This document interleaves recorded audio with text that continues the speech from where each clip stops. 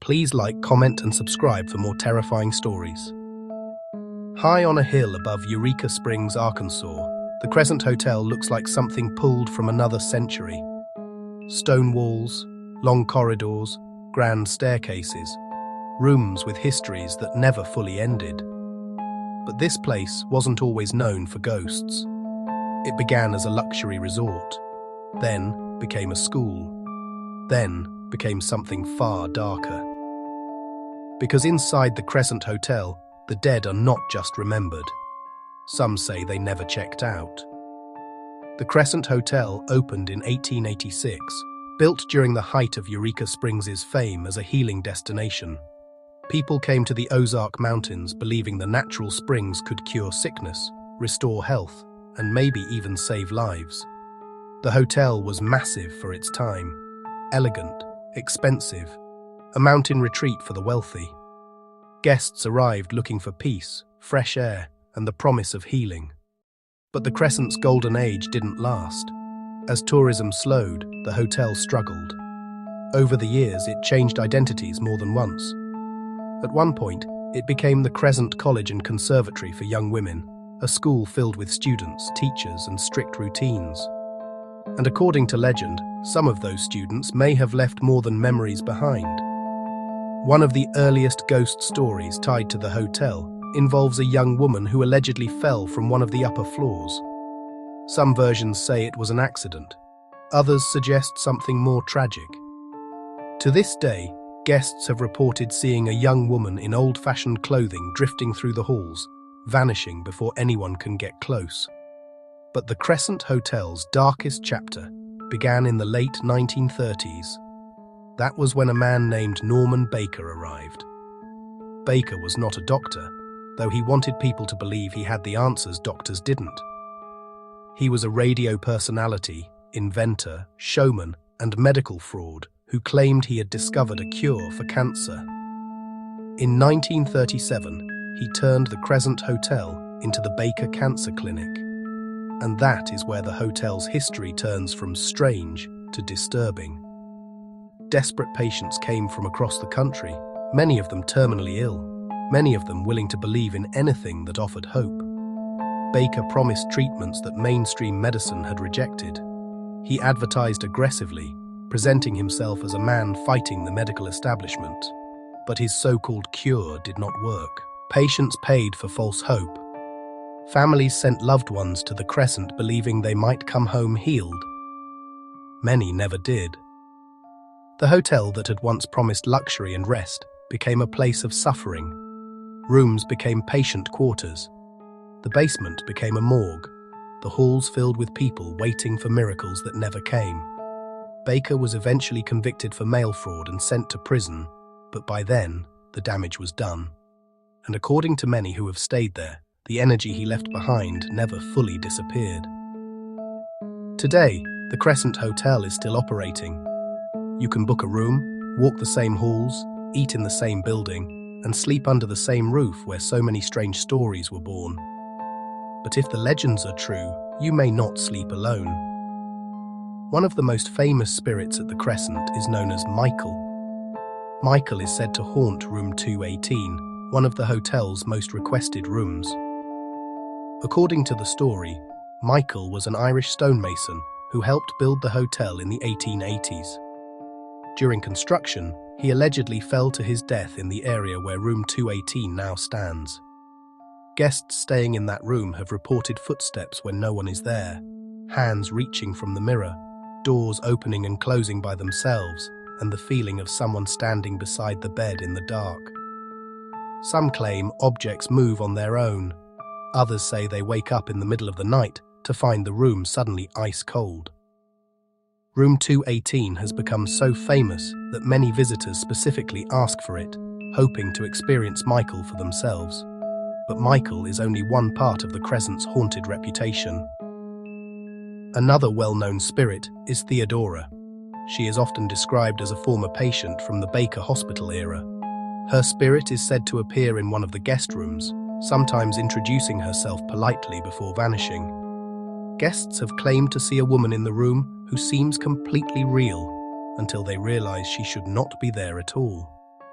Some stories describe Theodora as neat and particular, almost as if she is still trying to maintain order in a place where her life was taken over by illness. Then there is Dr. John Fremont Ellis, who was associated with the hotel during its earlier years. His apparition is often described as a well-dressed man, sometimes seen near the lobby or staircase. Witnesses say he appears calm, composed, and strangely formal, like a guest from another era still moving through the hotel, as if nothing has changed. And then there's the basement, the old morgue. For many visitors, this is the most unsettling part of the Crescent Hotel. During the Baker Hospital years, the basement was used for medical procedures, storage, and the handling of bodies. Decades later, when parts of the building were explored and restored, workers reportedly found medical jars and evidence connected to the hospital's dark past. The morgue became a focal point for paranormal investigators. People report hearing voices down there, seeing shadowy figures, feeling sudden nausea, pressure, or dread. Some say the air changes the moment they enter, as if the basement itself remembers what happened there. And it's not hard to understand why. If any part of the hotel would hold on to the pain of the Baker years, it would be the place where hope ended. Another ghostly figure often mentioned is a nurse pushing a gurney through the hallways. Guests and staff have claimed to hear wheels rolling across the floor, only to find the corridor empty. Others report the scent of old hospital chemicals appearing out of nowhere, a smell that vanishes as quickly as it arrives. Then there are the children. Some guests have reported hearing children laughing or playing in the halls, especially when no children are staying nearby. Small footsteps, quick movement, a glimpse of a figure turning a corner. The Crescent Hotel is filled with these stories. Not just one ghost, not just one room, but layers of hauntings tied to every version of the building's identity. Luxury hotel, girls' school, cancer hospital, historic landmark, haunted destination. Every era seems to have left something behind, and that may be what makes the Crescent so compelling. A lot of haunted places have one tragic event attached to them, one murder, one death, one disaster. But the Crescent Hotel has something different. It has a long accumulation of history. People arrived there seeking beauty, education, healing, escape, survival. Some found what they were looking for, others did not. And when a building has seen that much hope, fear, grief, and desperation, it becomes more than stone and wood. It becomes a container, a place where stories collect. That is why the Crescent's reputation has only grown over time. Paranormal investigators have visited. Ghost tours bring in curious travelers. Guests continue to share strange experiences online and in person. Some come as skeptics, some leave unsure. Because it's one thing to hear a ghost story. It's another thing to stand in a silent hallway after midnight and hear footsteps coming toward you when no one is there. It's another thing to stay in room 218 and feel the temperature drop for no reason. It's another thing to walk through the old morgue and realize that the darkest part of the hotel's history was not legend. It was real.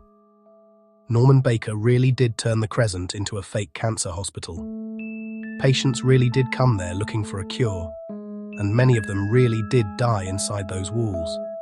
That reality gives the ghost stories weight. Even if you don't believe in spirits, the Crescent Hotel is haunted by history, by promises that were broken, by people who were exploited when they were most vulnerable, by a building that has been reinvented again and again, but never completely cleansed of what happened there. And maybe that's why the Crescent remains one of the most famous haunted hotels in America.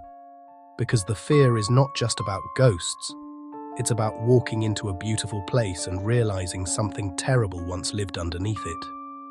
It's about a hotel that sold healing, but became a house of suffering. It's about the idea that some places do not forget. Today, the Crescent Hotel still welcomes guests. People sleep in its rooms, eat in its restaurants, take ghost tours through its corridors, and pose for photos outside its grand old walls. But after dark, the atmosphere changes. The hallways seem longer, the rooms feel quieter, and every creak in the floor makes you wonder if the hotel is settling, or if someone is walking. So if you ever visit Eureka Springs and decide to stay at the Crescent Hotel, remember this. You may book the room, you may get the key, you may close the door behind you, but in America's most haunted hotel, you might not be the only guest inside. And some of the others may have been waiting there for more than a century.